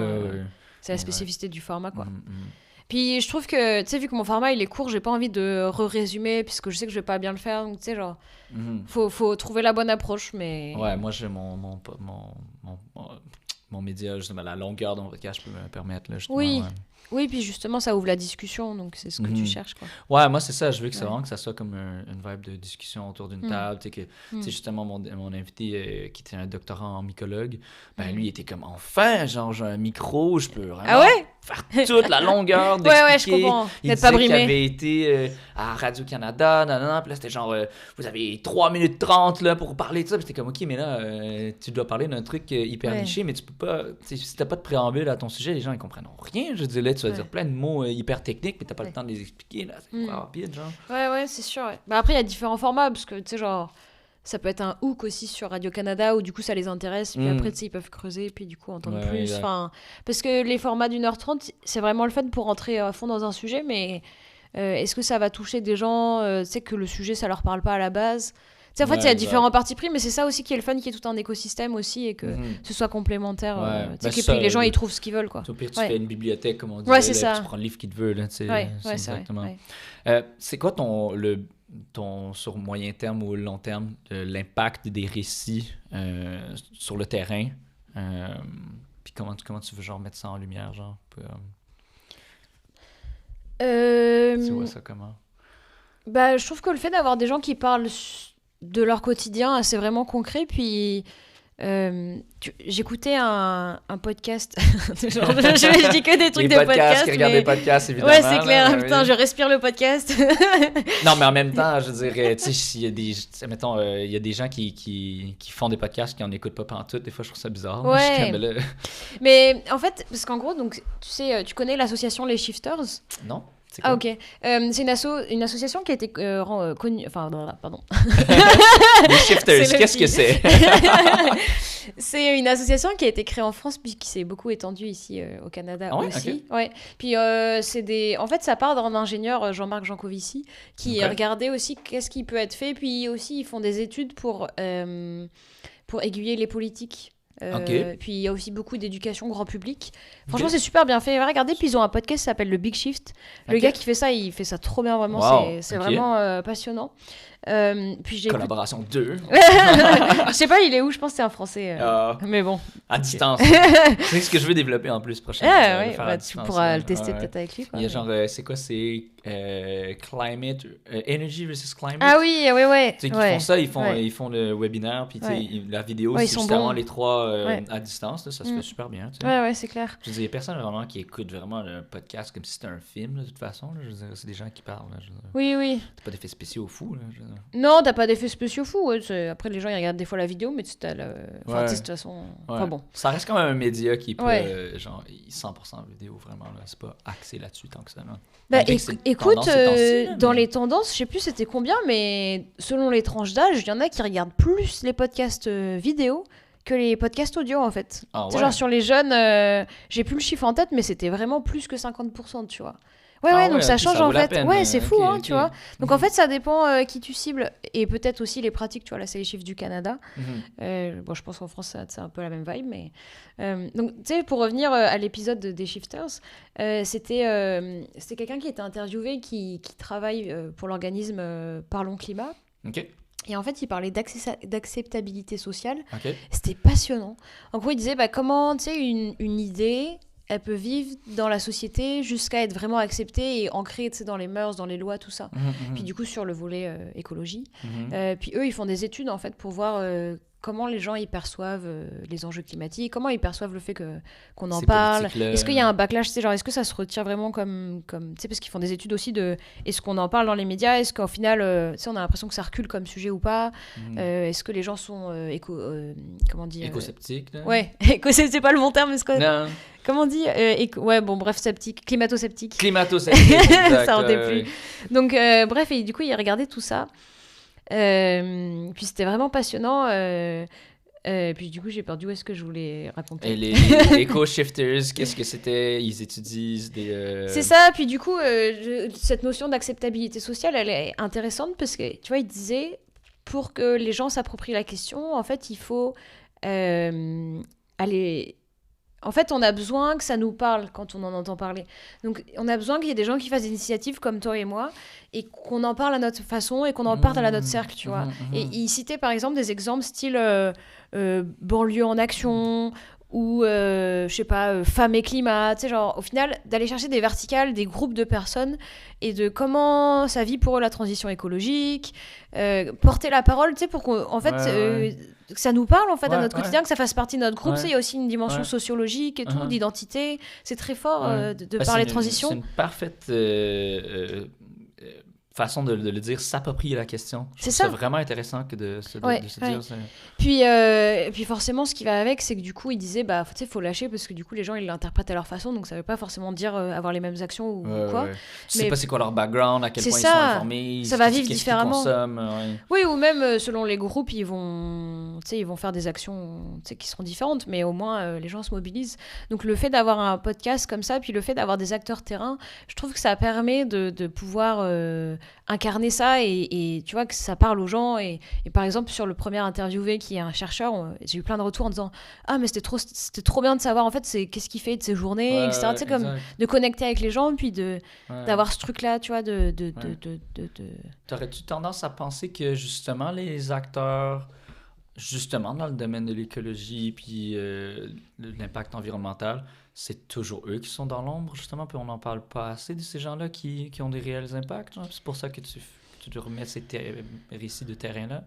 Je veux dire, tu sais, monsieur, madame, tout le monde, là, s'en va à l'épicerie puis achète ses affaires, puis on sait même pas comment ces fermiers-là ils viennent. Tu sais, souvent, on sait même pas comment c'est produit, ce qui va sur notre table, ce qu'on consomme, qui rentre. Tu sais, je veux dire, on est construit de ce qu'on mange, puis on le sait même pas, genre. Ouais, non, c'est sûr. Mais il y a beaucoup d'informations à faire pour le grand public autour de tout ça, puis selon les contenus et les podcasts, c'est sûr qu'il y en a plein qui font des éclairages sur plein de choses déjà, mais vu que moi, je voulais être dans une approche inspirationnelle, positive aussi, tu vois, sur qu'est-ce qui se fait déjà, c'était naturel pour moi d'aller chercher des gens qui sont déjà à l'action. Puis, de mon expérience d'avoir travaillé beaucoup avec plein d'experts pour créer du contenu dans le cadre de mon travail, je me rends compte que ces gens, ils ont vraiment des trucs intéressants à dire. Et moi, j'allais les chercher pour créer du contenu déjà. Donc, tu sais, ils étaient déjà... Et en fait, c'est pas des gens qui vont forcément se mettre en avant. Donc, quand même aujourd'hui, tu sais, avec LinkedIn et tout ça, le personal branding, tu sais, les gens, ils prennent la parole, ils peuvent publier mais c'est pas tous les experts qui le font. Donc, ça fait du bien de les mettre de l'avant. Et puis en plus, c'est pour parler de leur sujet, donc en vrai, ça se passe bien, ils sont contents. Les gens, en général, ils aiment bien parler d'eux-mêmes. Au-delà de parler d'eux-mêmes, tu sais, ils sont à l'aise parce que du coup, je leur fais parler de leur quotidien, de ce qui les anime, donc tu sais, ils sont aussi confortables à en parler. Quoi, expert d'eux, c'est ça, exactement. Facile, ouais, c'est plus, c'est clair. Donc ouais, après, est-ce qu'ils sont sous-représentés je sais pas, mais en tout cas, moi, ça allait avec mon approche niche et ciblée, tu vois, de les mettre en valeur, quoi, ouais. Tu disais tantôt qu'il fallait que ça soit positif. Est-ce que tu penses que tu vas avoir un volet un peu plus critique? Je veux dire, parce que, mettons, moi et toi, je pense qu'on est des gens, comme tu dis, qui essaient de mettre ça positif. On parle souvent de la crise climatique, un truc, ah mon Dieu, on va tous mourir! C'est hyper dark, là. Je connais beaucoup de gens qui sont très... Je pense que ça prend des personnes pragmatiques, mais tu sais, des fois, je pense un peu de tout, ça ferait du bien, genre. Fait que, est-ce que tu penses que tu irais peut-être des fois, genre, sur un peu critiquer certaines choses ou... vraiment rester dans le positif, spotlight, c'est une avenue que tu as réfléchi un peu? C'est une bonne question. Moi, mon ambition, c'est quand même de pouvoir toucher des gens qui se seraient pas intéressés à l'écologie, mais qui s'intéressent à des sujets un peu nerd, tu vois. Donc, mon but, c'est quand même d'aller les toucher sur des sujets d'environnement, puis, tu sais, au fur et à mesure, les faire un peu réfléchir, les amener à réfléchir et tout ça. Ce serait ma cible idéale, tu sais, genre après ça commence aussi pour créer une audience, tu sais, avec des gens qui ont déjà une affinité avec ça, quoi. Mais c'est quand même catchy, les choses qui sont c'est ça. dangereuses, je sais pas quoi là. Mais du coup, si je critique, tu vois, je vais m'éloigner de mon objectif de grand public et de toucher, de faire réfléchir. Je pense qu'il y a déjà des formats comme ça un peu qui existent. Puis moi, pour être honnête, je me sens pas non plus légitime des fois à apporter des critiques ou tu vois, je pense que ce serait trop, ça pourrait vite sonner négatif ou je sais pas, j'ai envie d'informer les gens, de les faire réfléchir, tu sais qu'ils soient en mode good vibe et qu'ils soient inspirés, curiosité, que ça les fasse réfléchir. Parce que derrière, si tu veux que les gens changent, en fait, il faut être informé. Mais ça prend des années ou des mois de réflexion. Puis le podcast comme ça que t'écoutes, t'as l'impression que t'écoutes un récit, c'est fun, t'es en mode ah ouais, ça vulgarise. Tu sais, genre, je suis sûre qu'au bout du temps, avec d'autres sources ou d'autres trucs, tu sais, ça va connecter, ça va les faire réfléchir. Et c'est ça, moi, tu vois, ce que je veux faire, quoi. Mais je comprends ce que tu veux dire, c'est plus difficile d'être informé, bien faire ta trame narrative, toutes les recherches que tu fais, mais c'est facile de critiquer, genre. C'est beaucoup plus facile. Après, ça dépend comment tu sais, ça pourrait être un truc. C'est utile quand même. Ça pourrait être constructif comme format, genre par exemple, tu sais, on s'assoit avec un expert, puis on regarde par exemple, j'en sais rien, une politique climatique, tu sais, on la critique ensemble, tu sais, ça pourrait être ça aussi, ça pourrait avoir de valeur ajoutée, mais ça demande beaucoup d'expertise, quoi. Tu sais, genre, même si tu le fais pas en mode bouh, machin, Ouais. ça demande quand même d'être. Juste que ça soit gratuit, là. Ouais, ça, sans que ce soit gratuit, faut que ce soit expert. Puis tu sais, genre, le fait d'être dans du gratuit, au final, ça fait une. Ça peut être dans l'entre-soi, tu sais. Après, c'est les gens qui regardent ça, c'est les gens qui ont déjà envie de bitcher dessus. Donc, tu sais, c'est genre. Ouais, c'est ça. Enfin, Mais je veux dire, ouais. c'est une stratégie marketing qui est quand même utile. C'est quoi ton avis là-dessus? Genre, tu sais, on s'entend qu'il y a plein Tu veux de dire trucs comme- sur YouTube ouais. qui sont hyper catchy, genre, parce que justement, on critique les trucs, là, genre, tu sais, on dit Ah, Trump, genre en mode, là. je fais le buzz. Ouais, exact. ouais. Mettons, là, récemment, on a vu dans les nouvelles, Trump, là, il dort, non, donc c'est facile de, tu sais, puis là, tout le monde essaie de regarder ça. Genre, tu sais, est-ce que ça fait partie, justement, c'est dans des stratégies de marketing de... Bah, ouais, c'est une bonne question. Dans les stratégies marketing, sûr qu'il y en a qui l'intègrent. Puis je pense que bah, tu sais, le but c'est d'être différent, donc d'avoir un côté waouh, ça peut être bien. Ouais. Moi, ma vision, c'est que moi j'ai toujours travaillé sur sur des environnements techniques et aussi dans du B2B, donc du marketing que pour ciblé pour des entreprises, pas pour le particulier. B2B, excuse. B2B, business to business. En Ah, gros, business, c'est ok. vraiment dirigé à des entreprises. Puis du coup, j'ai toujours travaillé sur des sujets techniques. Puis en Ah, fait, c'est moins catchy, il y a... de bah, c'est pas que c'est moins critiquer, catchy, mais c'est qu'il y a un enjeu de crédibilité. Puis je trouve que tu vois, avoir une approche crédible, ça veut dire aussi avoir une approche solide, avoir une approche Ouais. baquée, avoir une approche réfléchie, Ouais, puis être constant. ouais. Ça veut pas dire que je vais pas faire des contenus, tu sais, genre Mais un bon, peu dans pas, la vibe ou ouais, mais waouh. je veux dire, une entreprise va pas commencer à bitcher l'autre entreprise, là, ça marche pas. Bah, il y en a qui le font, mais moi, Pepsi Coke peut-être, là, tu vas dire, là, mais... mais moi, je trouve ça pas forcément. En tout cas, moi, je trouve que pour mon podcast, ce serait pas crédible d'avoir cette approche. Tu sais, genre, c'est pas ce que je veux. Ouais. Ah, c'est bien, c'est Ouais. c'est honorable. Ouais, bah merci. Mais tu sais, après, dans la stratégie marketing, ça n'empêche pas, tu sais, que tu peux avoir des petites jokes ou des résonances culturelles ou des trucs. Ouais. C'est pas ce que je dis. Faut faire du contenu boring, c'est pas du tout ça. C'est juste. Mais non. Tu sais, là. On parlait d'éco-blanchissement tout à l'heure. Tu sais, c'est aussi ça de pouvoir être identifié comme une source fiable. Ça, c'est quand même important parce que justement, ça, c'est un truc, je pense, intéressant à discuter. C'est que, tu sais, aujourd'hui, notamment avec les IA overview, tu sais, quand tu cherches sur Internet, tu as une synthèse des trucs. Donc, c'est à la fois, c'est super utile, mais tu vois plus les sources de qui dit quoi. Puis, autant ces dernières années, comme on discutait beaucoup du fait qu'il y a de la désinformation, des fake news, tu sais, genre, on a tellement entendu parler de ces dernières années. Puis l'IA contribue à ça. Puis en avec masse, l'IA, hein. ouais, ça contribue. Donc, tu sais, le fait de... Tu sais, pour moi, le fait d'être crédible, d'être fiable, d'être constant, d'être solide, bah, c'est vraiment des marqueurs importants pour équilibrer avec ça. Et du coup, tu sais, ça passe par... pas forcément avoir une ligne éditoriale en mode je fais que bitcher. Puis tu sais, genre, c'est pas constructif. Tu sais, t'amènes quoi si tu bitches Ouais, c'est ça. On construit pas... On va pas régler la crise climatique à coup de... Non, à coup de c'est critique, ça. hein. Mais après, oui, un format critique constructive avec un expert, ça, ce serait vraiment le fun, mais ça demande un autre niveau d'expertise, comme on se disait, quoi.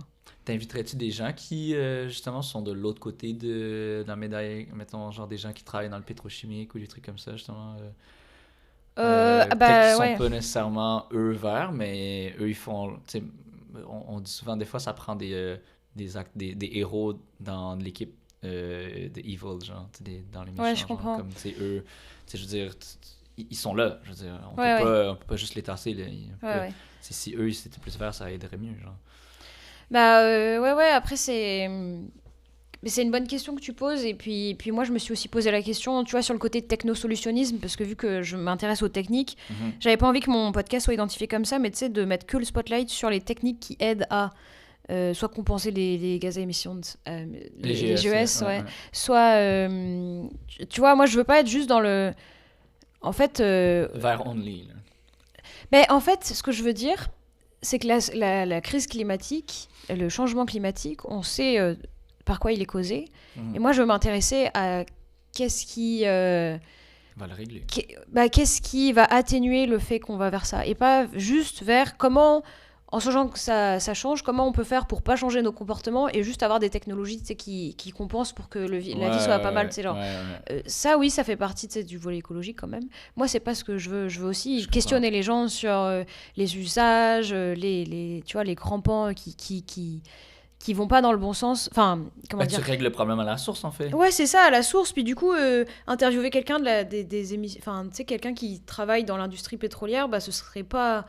Tu sais, genre, demain, si on veut vraiment faire une belle transition, il y aurait pu... tu sais, genre... Donc, je vais pas interviewer... Tu sais, même si ces gens, font des choses en interne ou quoi, tu sais, ça reste que... L'activité, elle peut pas être verte. Tu sais, genre, quand tu creuses du pétrole, tu peux pas être vert. Donc, c'est que du greenwashing. Ce que tu peux faire autour, je suis désolée. Ah, mais c'est un peu comme je disais la dernière fois, on m'a donné un invité. c'est beau le recyclage, puis le réinventer, puis les 3R, ces affaires-là, mais il n'y en aurait pas s'il ne serait pas produit tout court, ce plastique. Tu n'aurais pas besoin de recycler s'il ne serait pas fait tout Donc court. je trouve qu'il faut faire attention parce que... Et c'est là où justement c'est une super question parce que, tu sais, quand tu parles d'écologie, les gens des fois ils pensent à ça, ou ils sont en mode, ouais, j'ai entendu parler, tu sais, genre tout ce qui est géo-ingénierie. Je sais pas si tu as entendu parler, j'ai écouté un super podcast, autre recommandation, Circular Metabolism, c'est un trop bon podcast aussi, long format. Ils ont fait un épisode sur la géo-ingénierie. Archi passionnant avec une experte super qualifiée. Géo-ingénierie, en fait, c'est le fait, en gros, par exemple, d'aller, j'en parle pas bien, mais en gros, style de fertiliser les nuages pour qu'en gros, tu sais, parce qu'en fait, notre monde se réchauffe à cause du CO2. Parce qu'en fait, vu qu'on a plus de CO2, ça fait que notre planète se réchauffe pour des questions de physique. Moi, je suis pas physicienne, mais puis du coup, l'idée, ce serait d'avoir comme plus de nuages ou des nuages plus denses ou je sais pas bien l'expliquer exactement, mais qu'en gros, en ayant plus de nuages blancs pour c'est ça, puis du coup ça va plus refléter, donc il ferait moins chaud. Donc sur le papier, tu te dis, bah tu sais, ça va se réchauffer, donc si on peut avoir une stratégie qui atténue les effets, ça peut être le fun. Mais en fait, bah, tu te rends compte que du coup, s'il faut ensemencer des nuages, que tu perturbes les écosystèmes. C'est intense, là, c'est genre, la terraforming, là, quasiment. Mais oui, mais en fait, ce qu'il raconte dans l'épisode, c'est que ça existe depuis, tu sais, genre par exemple, les agriculteurs, je sais plus, c'est même en France, c'était pas réglementé. Donc il y a des agriculteurs, par exemple, qui n'avaient pas d'eau, qui avaient un endroit où ils pouvaient cliquer sur bouton, je sais pas quoi, que ça ensemence, puis du coup ça faisait qu'après ils avaient de la pluie sur leur champ, mais des fois en fait ce qu'elle a dit c'est que c'était pas prouvé que ça marchait vraiment, puis en fait on n'a pas de données pour montrer que ça va pas impacter l'écosystème global. Mais c'est fou, tu vois. Bah oui, mais ça c'est le bon sens, mais du coup ce qui est super intéressant c'est qu'elle est chercheuse là-dedans et elle disait bah on est obligé de chercher là-dedans parce que si demain les politiques publiques, bah oui, mais si demain les politiques publiques ils veulent l'intégrer, il faut qu'il y ait de la recherche ou de l'étude de ça pour dire que ça peut être dangereux, quoi. Ouais, faut empêcher le truc, le déluge avant que ça arrive, là, parce qu'on le comprend même pas. Mais en même temps, quand tu regardes à l'échelle d'un État, si tu dois faire des choix, bah, tu sais, c'est vrai qu'il va y avoir des changements, enfin, tu sais, les changements, ils se passent, puis c'est vrai qu'il va y avoir des impacts. Donc, si tu peux avoir une stratégie pour atténuer les impacts, bah, c'est quand même le fun. Mais le problème, c'est qu'aujourd'hui, c'est ça qu'ils ont fait là au Canada, les dernières mesures, c'est qu'ils ont pris quasiment... La politique, elle a été réadaptée, et ils ont pris que des mesures d'adaptation au changement, mais pas de réduction qui va faire que ça va moins réduire. Tu vois donc en fait... Ça fait un gros pas de recul. Là, mais du coup, c'est compliqué parce que quand tu entends parler de ça, que tu sais que tu rentres pas dans ces subtilités, que tu comprends pas qu'il y a ces deux pans-là, tu as l'impression que tu fais de l'écologie ou que tu entends de l'écologie. Et en fait, non. Est-ce que c'est vraiment de l'écologie ou est-ce que tu vois, je traite le problème à la source? C'est là où c'est compliqué. Et on parlait tantôt de ces genres de crédibilité, de source et de tout ça. Mais là, c'est encore plus complexe parce qu'en soi, il y a quelqu'un qui peut parler de géo-ingénierie et qui serait dans l'environnement, tu vois. Mais genre, tu sais, c'est compliqué de bien comprendre tout ça. Donc, c'est bon que tu dis que tu fais de l'écologie, mais pas vraiment. Mais je vais te sortir une phrase que j'ai appris. Là, je dirais pas le nom de l'entreprise, mais j'avais travaillé là-bas. Puis il disait ici, on fait pas de l'énergie verte, on fait de l'énergie verte pâle. L'énergie verte pâle. En voulant dire, c'est pas trop vert. Ouais, c'est ça. C'est quelque chose. Ouais. Y a-tu des mentors qui t'aident à travers justement ta progression avec le podcast ou t'apprends vraiment tout sous le tas? Vas-tu faire la formation de podcast à l'École nationale comme moi, peut-être? C'était vraiment pas cher, en fait. Hein. Je pense que c'était genre... c'était quoi? C'était 200 $, un truc de Ah ouais, bah 200, pourquoi pas, 250, truc. Ouais. On relève pas de 1500 $ comme à l'université, là, je parle. Là. Bah ouais, je sais pas. Ce que je fais, c'est que j'essaye de demander du feedback aux gens qui écoutent aussi, du feedback qualitatif. Puis je pense que, tu sais, au bout d'un moment, un anniversaire du podcast ou quoi, je lancerai un sondage, tu sais, pour avoir du feedback des interviewés, enfin des gens qui écoutent, pardon. Puis je demande toujours du feedback des interviewés aussi. Puis il y a des gens autour de moi, avec qui j'ai beaucoup mûri le format, je leur ai fait écouter. J'ai des anciens collègues, tu sais, qui sont aussi dans le contenu. Puis tu sais, enfin, vu que je baigne dans le contenu, en fait, je peux aussi avoir, tu sais, j'ai des collègues qui travaillent avec des formats podcast. T'as des bons contacts, dans le travail. Du coup, je peux aussi leur demander des feedbacks là-dessus. Donc, Tu demandes-tu des fois à des gens qui n'écoutent pas de podcast, puis finalement, ils sont comme « j'écoutais pas de podcast, mais là, depuis c'est ça, ouais. C'est ça, j'ai pas mal pris des feedbacks là-dessus. Puis là, je pense qu'il faut juste que je sorte plusieurs épisodes, puis ensuite que j'évalue un peu comment ça se consomme, tu sais, genre qui je touche, tout ça. Ouais. À un moment donné, moi, en tout cas, depuis que j'ai... moi, j'ai un template, là. Honnêtement, moi, je suis vraiment rodé là, dans mes affaires. Là, Ouais, c'est vraiment, ouais, vraiment pas ouais. cool que tu l'as vu. Ouais. J'ai ma liste, Ouais, j'ai mon calendrier, ouais. j'ai mon template avec, tu Ouais, sais, c'est ouais. toujours la même pochette. Avec, tu sais, c'est vraiment cool, la petite photo des personnes sur le côté, là, c'est tellement hot, là. J'avais pensé faire un truc, Ah truc oui, pareil, ouais. mais j'étais genre, non, moi, Mais je elles suis sont bien tes trop pochettes, manqué. j'aime bien. Ouais, Le hein. texte il sort bien, puis c'est quand même. Tu sais, genre, c'est quand même un design qu'on voit, tu sais, c'est quand même dans l'air du craft. Enfin, c'est quand même. Comment Ouais. dire. J'en ai vu d'autres de la même patte, puis je la trouve moderne et tu sais, genre quand même dynamique et tout. Enfin, j'aime bien. Ouais. Puis Ben, tu je vois voulais bien vraiment que ça la fasse personne. Ouais. pochette de vinyle. Ouais. Tu sais, je voulais que ça soit Ouais, comme c'est ça, un ça fait un peu album. familier. Ouais, il y a un petit côté comme ça, là, Ouais. où ça connecte, je trouve, Ouais. le visuel. Donc, il est bien aussi, ouais, ton truc. Ouais. Genre, je me disais que si je les mettais sur des vieux vinyles, genre, tu sais, que j'imprime le truc, puis je les mets sur le mur, ça serait vraiment Ouais, bien. ouais. Là. Je sais pas, ça Ouais, veut c'est dire un que ça bon te point. rétro Ouais. un peu. Là. Ouais, c'est vrai. Tu donnerais quoi comme conseil à quelqu'un qui voudrait suivre ton pas? Tes pas de création de contenu ou de podcast, là, ou sur l'écologie? Comme pour s'informer sur l'écologie, tout ça. Ouais. Bah, je pense que, en fait, ce que toutes les études disent sur le comportement, c'est qu'en gros, jusqu'à ce que tu te mettes à l'action ou que tu te renseignes vraiment bien, tu sais, ça peut vraiment te stresser comme sujet, les sujets d'écologie, parce que ça va nous toucher. L'éco-anxiété, C'est ça, l'éco-anxiété, it's ouais. rising. J'avais écouté un super épisode dans le podcast.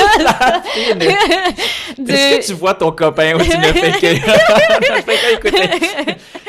Je t'aime, chérie. C'est ça. Chut, j'écoute un podcast. En fait, je dors pas.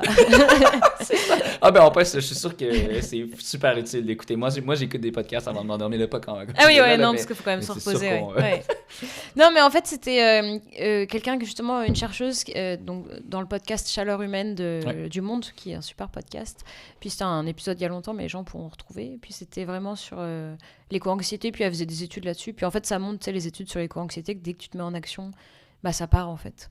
Donc déjà, je pense que la première étape, c'est de bien s'informer avec des bonnes sources. Tu sais, juste avant, on a parlé de genre de l'ingénierie ou de l'éco-blanchissement ou ce genre de trucs. Il faut quand même trouver des bonnes sources. Puis il y a des sources fiables, puis il y a des bons outils. C'est comme aujourd'hui, en France, il y a l'outil de l'ADEME, qui est l'agence du développement durable de la transition en France.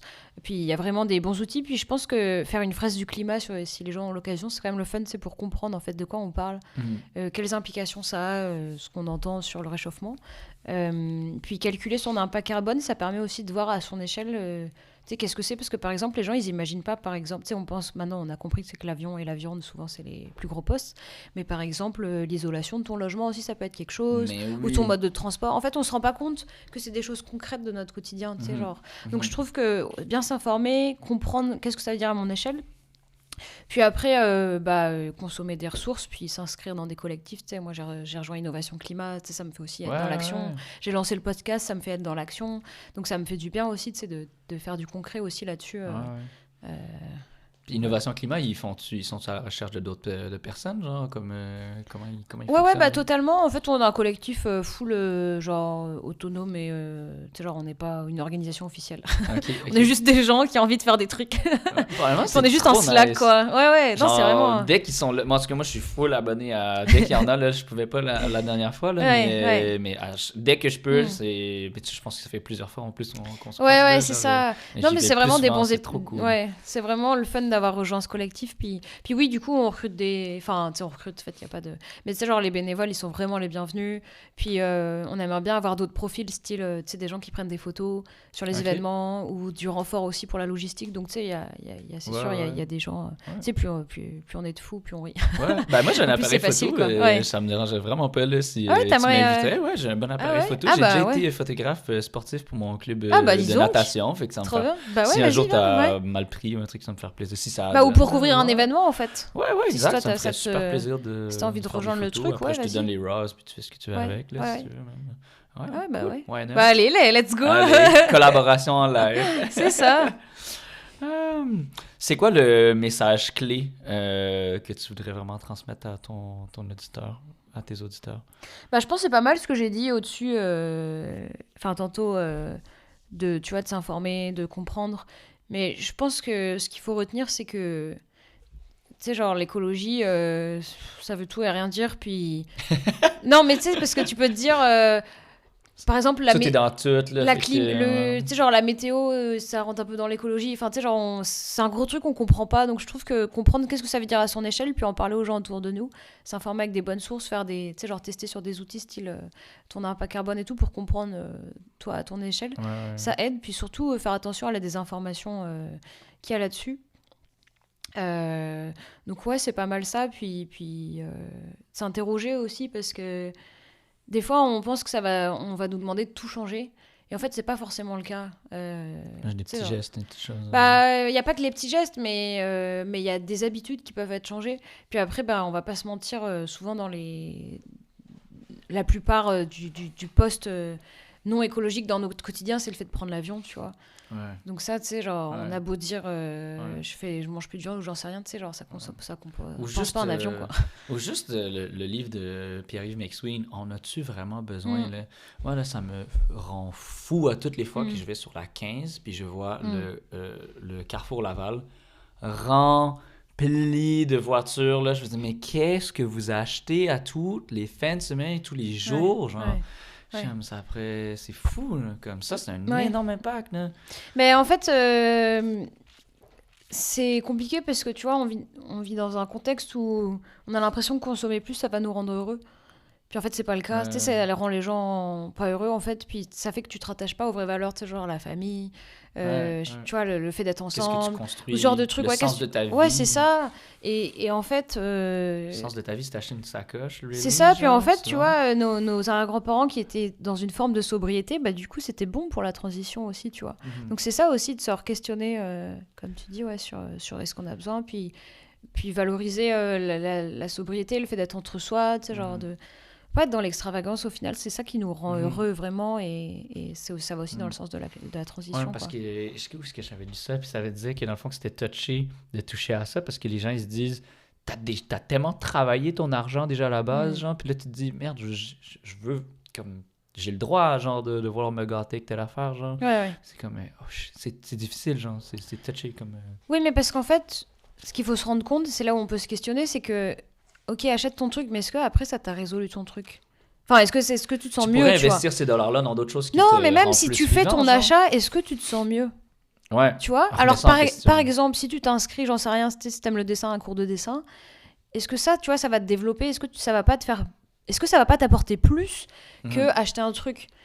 En fait, qu'est-ce qui va te rendre plus heureux? Tu sais, genre, parce que c'est ça qui va faire changer les gens aussi. Qu'est-ce qui va les rendre plus heureux? Puis du coup, ouais, ça va permettre de re-questionner ça. Mais... Déjà de se rapprocher de la question de la découverte de soi tout court, genre. Ouais. Puis vraiment, à consommer, on est un peu moins dans la découverte de soi, là. Ouais, non, c'est sûr. Puis parce que des t'achètes fois, des dollars pour aider quelqu'un d'autre, en fait. Ouais, ouais. C'est pas toi. Ouais, puis des fois, tu consommes juste pour consommer, quoi. Il n'y a pas de... Ouais. Merci vraiment d'être venu au podcast. C'était vraiment un bon épisode. C'est très apprécié. Merci à toi. Ouais, c'était le fun. On est un peu parti dans tous les sens, mais c'était bien. C'était comment te retrouver de l'autre côté du micro? Non, c'était bien. Je pense que quand t'arrives, t'as des trucs que t'as envie de dire. Donc, tu sais, des fois, tu les plaques un peu. Puis après, à un moment, il y a la discussion. Puis, bah, tu sais, la discussion se fait. Donc, tu sais, c'est quand même différent. Ça a un côté un peu moins sécurisant, je pense. Ah ouais? Ok. Bah oui, parce que, tu sais, quand moi, j'anime, je sais qu'est-ce qu'on va dire. Puis, de toute façon, c'est un peu scripté. Mais je trouve que c'est le fun aussi pour échanger avec une vision. Puis, tu rebondissais bien et tout. Puis, je trouvais ça agréable aussi tu vois, d'avoir le ping-pong. Que ce soit une discussion, parce que c'est plus le fun aussi. Ouais. Là, tu pourras pas dire que tu pas expliqué c'est quoi ton podcast de fond en comble. Ouais, j'avoue. À quelqu'un, là. Quelqu'un qui dit c'est quoi ton podcast? Ben, va l'écouter là-bas. Ouais, c'est un bon point. Je t'utiliserai en matériel de promotion. On peut te suivre sur quelle plateforme? Le podcast est un peu sur toutes les plateformes. Donc, moi, sur mon LinkedIn personnel, j'en parle, tu vois, quand je sors des trucs. Mais sinon, ça s'appelle Éco-ingénieux avec un tiret entre les deux. Puis, tu vois, il y a un X à la fin. Un X à la fin, ouais. Sur LinkedIn aussi. Bah, sur LinkedIn, c'est mon profil à moi, j'ai pas fait de page. Ok, t'as pas fait de c'est page, genre, ok. ouais. Ok. Puis, mais non, mais genre sur les plateformes d'écoute des gens, j'y suis, genre Ok. Apple Podcast, Spotify et tout, iHeartRadio. Ouais. Enfin, tu sais, c'est les flux RSS qui sont uploadés partout. Si tu peux, le Instagram, il s'appelle, c'est éco-ingénieur. J'ai pas d'Instagram. Ok. Non, j'ai pas d'Instagram. Je pense que j'en lancerai un à terme, mais j'avais pas envie de me lancer trop dans la création de contenu. Je voulais vraiment avoir mes 3 premiers épisodes sortis, puis voir après plus pour la Mais promo. déjà, c'est beaucoup de travail, là. Ouais, ça, c'est ce beaucoup que de t'as travail. expliqué, Ouais. exact, ouais. Donc je vais voir, je vais déjà lancer un minimum d'épisodes, puis après je vais voir la promo. Toi, tu numérotes pas tes épisodes, hein? Si, j'ai numérote, ouais. Oui, Mais il y en a que 2, donc. Ah oui, c'est vrai. Ouais. Ben, en tout cas, merci d'être venu à l'épisode, c'est très gentil. J'espère que tu as apprécié le petit goodies. Ouais, c'était fun, merci. C'est cool. En tout cas, merci d'avoir été des nôtres au podcast Écologie et Société. Si vous avez été interpellé, n'hésitez pas à en parler autour de vous, partager et continuer les réflexions. On se retrouve sur Instagram à écologie.société, puis sur LinkedIn aussi. Surtout sur le Linktree, où vous pouvez voir vraiment tous les liens des pages, des anciens épisodes aussi. Je vais sûrement mettre justement ton podcast dans le Linktree et tout, fait que ça va faire plaisir de partager le contenu des autres. Fait que voilà, merci beaucoup d'avoir été des nôtres. Salut, merci. bonne écoute, bye.